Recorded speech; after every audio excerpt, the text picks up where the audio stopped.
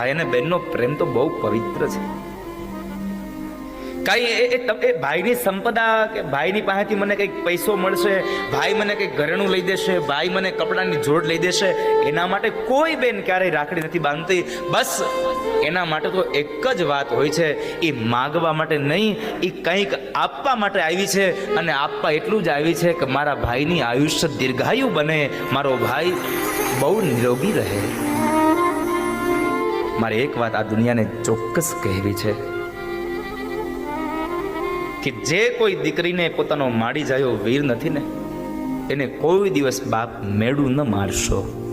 કારણ એ તમામ પ્રકારના મેણાઓ સહન કરી શકે છે, પણ જ્યારે એના ભાઈ નથી એટલે ભાઈ પ્રત્યેના કોઈ શબ્દો બોલાય ત્યારે દીકરી સહન નથી કરી શકતી હોતી.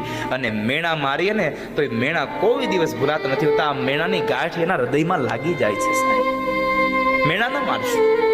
ભાઈ ન હોય એવી ભાભીને એની નણંદોએ પણ ક્યારેય મેણા ન મારવા.